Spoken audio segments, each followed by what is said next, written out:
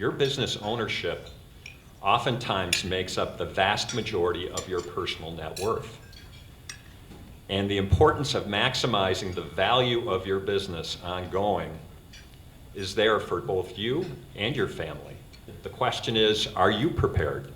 Is your company prepared to maximize that value if, for whatever reason, if you're not planning on selling and you weren't planning, is the value there, and are you in a position to maximize it at that given point in time? When we work with companies that come to us and say we want to sell, or we've been approached and we need some help figuring out how to get a transaction done, the first thing we look at are the value drivers.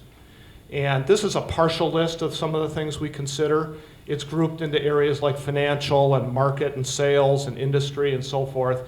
But these are all things that can drive value in a business or affect the value of a business.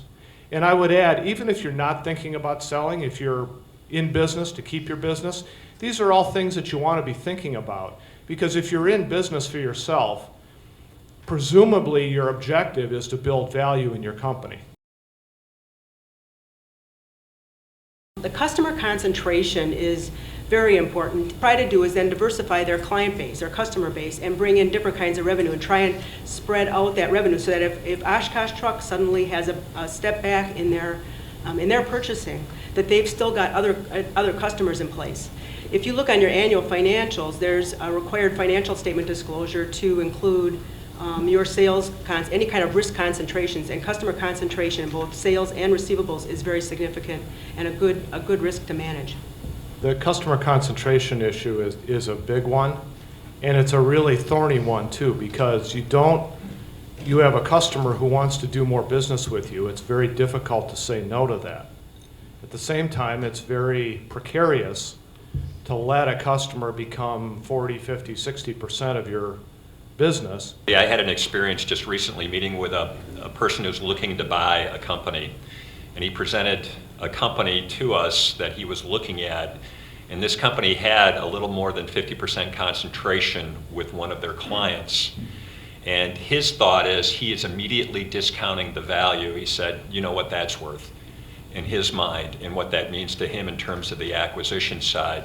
And he was looking at a couple different companies. He discounted that one down the list quickly because of that concentration alone. When we started banking with Park Bank, one of our customers was 80% of our business, right?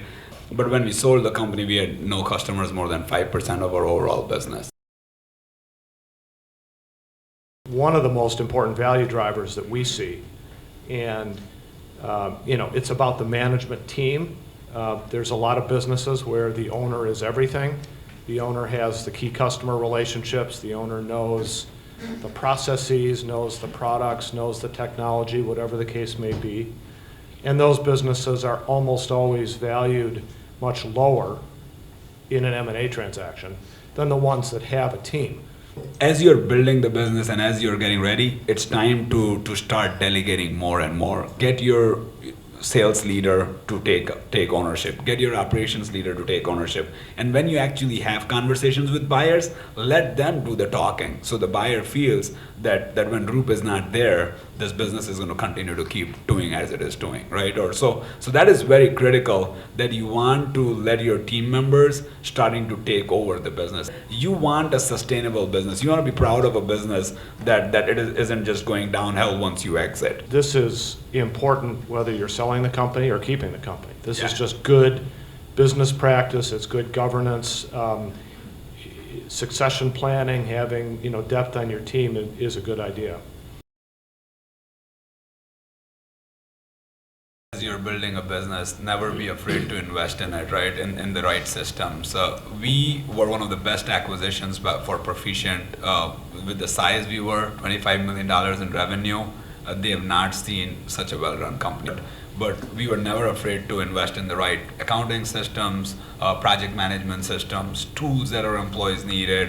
When we were on Concur for expense reporting, everything was very, very automated. We were even advanced than a $500 million company. So it was when they came in, the due diligence, they were from the LOI signing to due diligence, they were ready to close in 4 weeks. documentation of their accounting systems and their business systems. That is your roadmap or your operator's manual for your business, and it's important that it gets documented and that the owner knows that this is how the business is run, and I know this is how it's being run.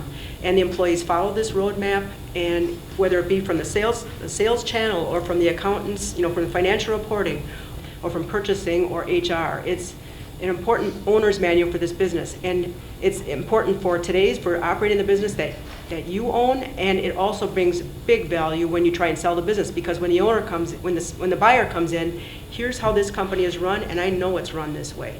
And so the new owner can step in and then continue to drive that value in your business. On the sales side, the one thing that we look at is, and we see a lot of financial statements for companies, if you're not investing into the financial statement process, you're truly preparing company-prepared statements. Sometimes they're not according to GAAP. Oftentimes, depending on the company, it may not be according to GAAP, which is tough for a bank, and we'll have discussions about it. But the question is, what have you done to make sure that you're properly presenting those financial statements in that financial condition through your own time being spent on it versus the other areas of your business? It's very important for somebody to be able to see that and get a true picture. This is a big area that we see too, and again, this is for people that are keeping companies, selling companies, preparing to sell companies. Having good financial clarity and transparency is really important. In an M&A deal where you're selling the company, buyers are understandably very suspicious, and their job is to, find the smoking gun, find the skeleton in the closet, and they're going to be looking hard for it. So the more you've been able to lay down a track record that you can present clearly and concisely and transparently, the more you're going to allay their concerns. And buyer concern and suspicion is not one of the value drivers listed up here, but I can tell you it has a big impact on the ultimate outcome in a deal. Having very clear documentation to be able to lead a buyer from what your actual statements say to what the adjusted statements say is very, very powerful. Always run the business well, and especially if there's an exit that is going to be coming, it pays off quite a bit. People pay on the multiples of profit. They don't care what the revenue is. It's really based on profit, and profit is really going to come when you manage your business well. If you're not making money but you've got the best facility and the best technology, I would say that 90% of the buyers are going to go away. The key is you have to have profit, and then all the other things, they will get you more out of that, but profit is the first thing. Thank you for spending your valuable time with us today, and good luck.